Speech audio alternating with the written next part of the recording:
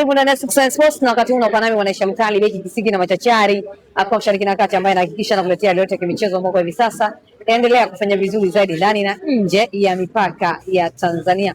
Pembeni yangu hapa nipo na refani ama mwamuzi wa zamani mstaafu Idi Manase. Tunaenda kuzungumza mengi ya kimichezo, hususan sakata la waamuzi wa michezo nchini kwetu Tanzania kufungiwa. Siku ya jana tuliweza kuona taarifa kupitia bodi ya michezo nchini kwetu Tanzania, baadhi ya waamuzi Frank Komba alifungiwa takriban michezo mitano. Referee, habari yako? Mimi si jambo, mzima kabisa, afya njema. Uko vizuri? Si jambo kabisa, mzima wa afya. Uko sawa sawa? Ile mbaya kama Mungu alivyopenda. Ndio, ukiwa kama mwamuzi wa zamani, ligi kuu Tanzania bara hivi sasa inaelekea kwenda tamatika. Swala zima la waamuzi kufungiwa katika ligi yetu imekuwa ni kilio kikubwa kwelikweli. Kuna baadhi ya mechi, tukianzia katika mechi ile ya dabi, mwamuzi aliweza kuliwa, aliweza kufungiwa kwa muda, wengine waliweza kushushwa daraja. Waamuzi katika ligi yetu imekuwa kila siku ni maswala ya makosa ya kibinadamu. Ukiwa kama mwamuzi wa zamani, haya yanayoendelea kwa hivi sasa ndani ya ligi kuu Tanzania bara, unazungumziaje? Mimi nazungumzia kwamba hao waamuzi kwa kipindi ninachosema mimi, na maana wanafanya makusudi. Kwa sababu mwamuzi, mpaka unakuwa mwamuzi, cha kwanza lazima usome. Ukishasoma utafanya mtihani. Ukishafanya mtihani ndipo utakuwa mwamuzi wa kuchezesha mpira.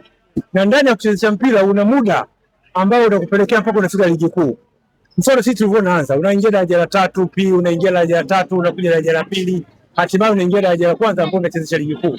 Sasa hawa waamuzi mimi ninawafahamu kwa sababu hao wote, mfano huyu Hansi ni mwamuzi wa muda mrefu. Na istoshe baba yake alikuwa mwamuzi, na mwamuzi ndio akamfundisha uamuzi na yeye kama mwamuzi. Haya, kuna huyo referee Komba ni mwamuzi wa kimataifa. Na maana mpaka anakuwa mwamuzi wa kimataifa, na maana muda mrefu katika kupiga filimbi. Sasa ninashangaa ni kitu gani wanachokifanya kama sio makusudi. Kwa sababu hawa watu sheria wanazijua, na uwezi kuwa mwamuzi bila kujua sheria. Kama unajua sheria, na maana unapokuja kuchezesha na kwa muda uliokuwa nao katika urefarii, ina maana wakifanya makosa wanafanya makosa kwa kujirudia. Na maana haya makosa wanafanya makusudi. Kama sio makusudi nini? Mimi juzi nimeangalia mpira ule uliochezwa wakati ya Simba na Pamba. Si ndio? Refarii akiwa Hans. Na msaidizi wake akiwa Komba. Kwa nini mwamuzi ashindwe kutafsiri sheria kulingana na sehemu yake? Mfano Komba ni mwamuzi msaidizi. Kazi yake ni kuonyesha mipira iliyotoka na kuonyesha offside. Na je, anaonyesha vipi offside? Ina maana anaenda na last defender. Ndio lazima ataonyesha offside. Kama atakuwa ametangulia, ina maana hawezi kuonyesha offside. Na kama atakuwa baki nyuma, hawezi kuonyesha offside. Haya, tunakwenda refarii. Refarii atakiwa awe karibu na mpira, angalau kipungua au yadi 10. Na mwamuzi yule mimi nimemwangalia yadi 10 anafika. Na kama yadi 10 anafika, anakuwa nini makosa asiyapulize filimbi, ina maana afanye makusudi. Hata kwa nini usikufungie? Ni haki yao. Haki yake ufungiwe. Haya makosa ya kibinadamu ambayo kwa hivi sasa yamekuwa yakizungumzwa sana, kwa kuona unaona kama ni uzembe. Wewe ni wimbo wa taifa sasa hivi. Mwamuzi akiharibu watakwambia mwamuzi ni makosa ya kibinadamu. Je, na yale ambayo unaona afa aje apulizia filimbi? Kama sema kusudi nini? Kuna kitu anakifanya hapa. Wasipojirekebisha watafungiwa sana. Wasipojirekebisha hizi mechi zinazoziumiza bakia za mwisho. Ndio. Kama watafanya uzembe huu watafungiwa sana, kwa sababu wewe uzembe ukiufanya itasababisha ufungiwe sana. Ndio waomba waende wakapulize filimbi kulingana na sheria za mpira wa miguu zinasema. Hivi sasa katika ligi yetu kumekuwa na matabaka. Kuna baadhi ya waamuzi kuna wakipangiwa katika timu fulani, baadhi ya mashabiki wanakuwa hawana imani naye. Imani itaondoka kulingana na mechi ilizochezesha nyuma. Kama hapo nyuma umeshaharibu, alafu unakuwa na mashaka na wewe.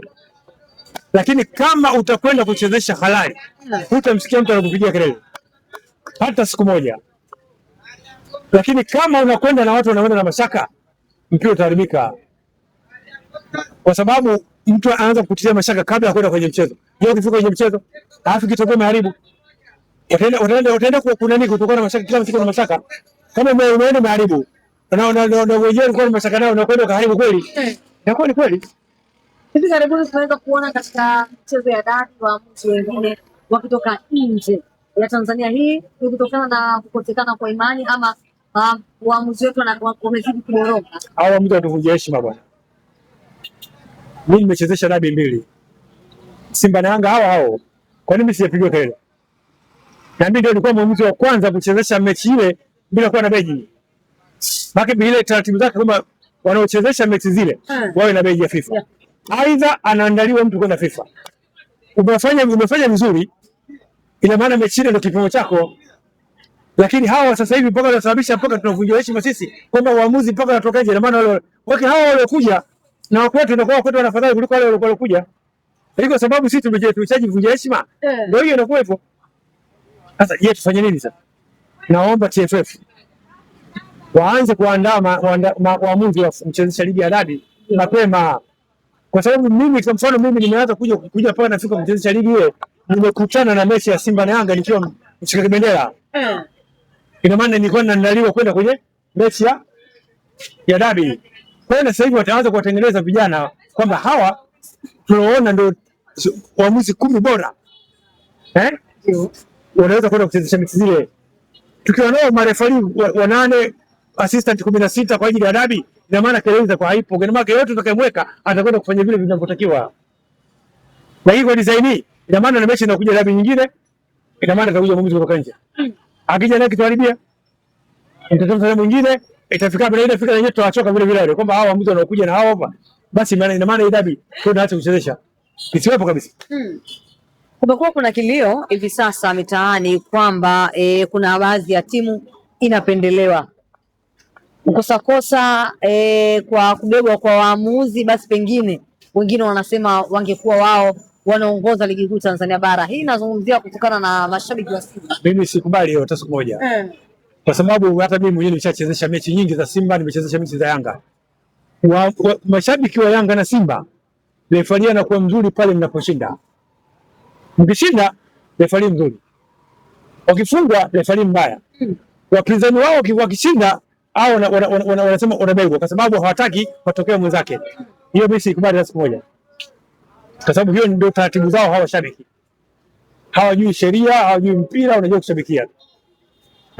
Zimebakia mechi takriban 3 kwenda kutamatisha msimu wa ligi kuu Tanzania bara, mechi za kwenda kuamua nani pengine anaweza kuwa bingwa ligi kuu Tanzania bara kutokana na tofauti ya alama kati ya bingwa mtetezi na mtu ambaye anataka ubingwa wa ligi kuu Tanzania bara. Neno lako kwenda kwa waamuzi ambao wanachezesha michezo hii ni nini? Naomba wawe fair. Waamuzi wawe fair, wasitafute matatizo. Kama nakumbuka una refari moja ishachezesha dabi hapa. Kuna shabiki mmoja alimpiga kisu Morogoro pale. Katoka dabi kachezesha vizuri hapa, anafika Morogoro kapigwa kisu na mshabiki. Sasa usitafute mtu kufa kwa sababu ya mpira huu. Chezesha halali. Kuchezesha halali bwana ndio itakuwa salama yako. Na kuchezesha halali itakuwa burudani yetu sisi watazamaji. Nawaomba na nawasihi. Mechi zilizobakia ni mechi mbaya sana na za hatari sana. Kwa hiyo waombe wakachezeshe mpira halali kulingana na sheria 17 za mpira wa miguu. Kisha hiyo itakuwa salama yao. Hiyo itakuwa ni salama. Kabisa. Yaani na hakika itakuwa safi. Kumekuwa na tetesi mitaani, ukisikia bwana waamuzi bwana yule wamezungumza kabla yao. Umewahi kuchezesha mpira? Sina leo kama hii tayari shaye kutokea. Wamezungumza kabla? Ina maana ya kuzunguka. Hapana, hiyo si kutana nayo. Kwa sababu urafiki wa mtu na mtu, kiongozi na mwamuzi, hizo vitu vipo tu. Isipokuwa hata wenyewe wajipe tahadhari kwamba tunakwenda kuchezesha mpira wa timu fulani. Ajiepushe naye huyo mpinzani wake. Kwa sababu ukionekana tu umezungumza naye, hawatajua kwamba umezungumza masuala yenu. Watajua ni masuala mpira. Na waomba wakwepe swala hilo kwa sasa hivi. Juzi tunaweza kushuhudia mchezo wa ligi kuu Tanzania bara kati ya Simba dhidi ya Mbeya City. Goli la Lie Mpanzu. Mijadala ilikuwa ni mingi kweli kweli katika mitandao mbalimbali ya kijamii, wengine wakisema ile ilikuwa ni offside, wengine wakisema ni goli halali. Ukiwa kama mwamuzi wa kandanda, ile goli unalitafsirije? Goli ilikuwa sahihi.